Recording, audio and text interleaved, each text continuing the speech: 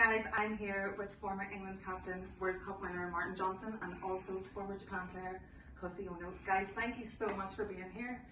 World Cup final day. You had no choice. You had no choice, that's true, that's true. World Cup final day, how are we feeling? Yeah, well, it's a bit strange because sometimes you know you're not playing, so nothing you can do. It's just going to watch a game. But then I think when I get there, I'll just get the sense of it. You know, so I'm not getting overexcited yet. But then I don't think about it, and I get a little twinge of anxiety, apprehension, excitement, all those little. This must bring back amazing memories for you. Not really, it's so different. I'm not in the team. We're in a hotel with supporters. I'm very old. No, you're supposed to say no. You're not, Gemma. No, you're not. You're looking great, like you're still playing. Yeah, no, look. You know, those guys have been through not just this week or last week or even the tournament. They've been through a big year. World Cups come at you from miles and miles away. Right? People are talking about it for 2.5, 3 years before. It's the last question, you know, for what does this mean for the World Cup? So it's like you're on a railway track. You can hear the rumblings coming for a long, long way away. Yeah. And then finally, you actually want to get there and actually get started. And to be honest, the last week, you know, the last couple of weeks, I went to Clive the other day, the coach. You just want to get it finished, get the game played. They probably would have liked to have played Wednesday, really. Get it played and just get back to normality a little bit because it's a bit of a So that's how we felt. You know, so it's a long week waiting. At the end of the tournament, it sort of drags a little bit because there's no midweek games. So it's just all about you and just waiting for the semis and waiting for the final, which is what it is. But we just felt like let's get this game played, let's win. Yeah. Let's go. And yourself?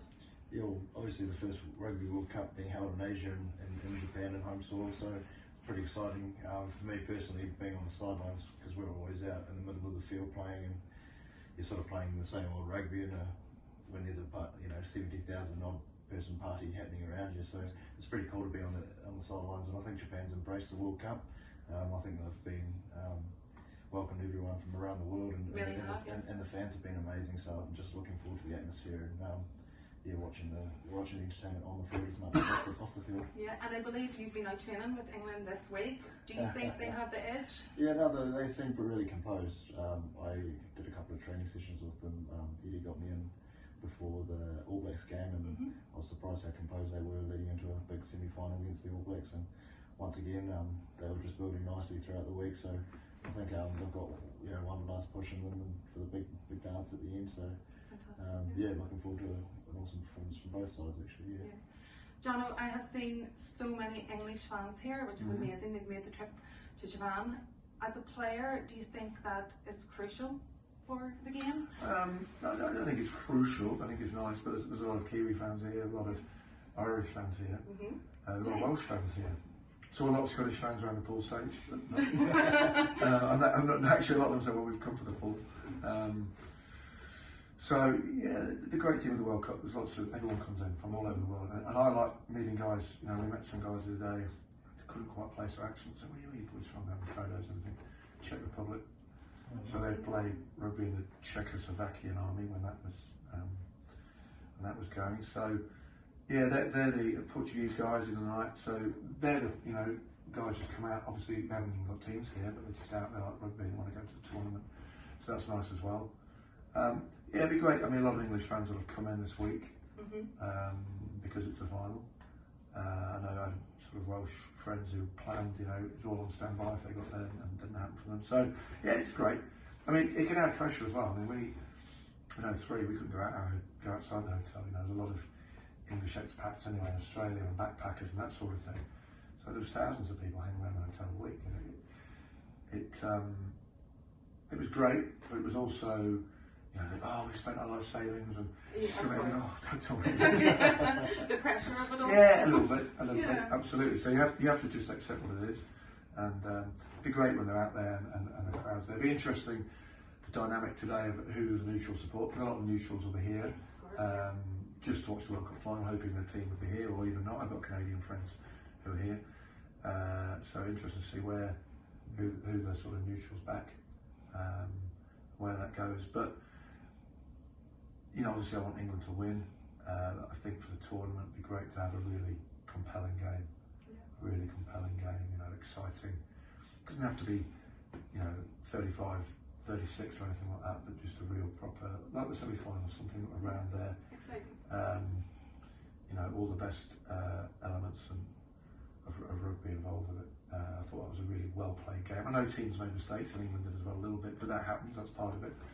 But there was, it was just a well played game in every respect. So another one of those, England. And guys, if you don't mind, predictions for today.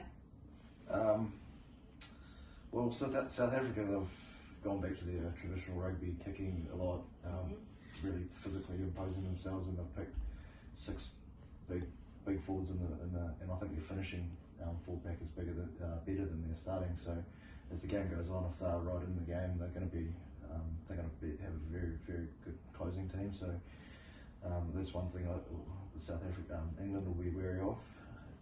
And 95 to 2000, it was 12 years, and it's been 12 years since then, so there's a bit of that as well.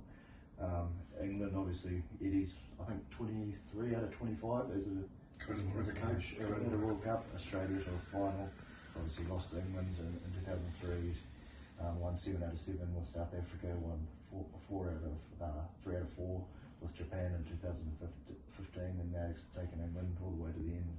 So I think it's the best record as a World Cup coach. So you've got to back England and Eddie and how his process of building a team into a competition like this. So look, I honestly, I think England will win it by 2 or 3. It's going to be pretty tight though.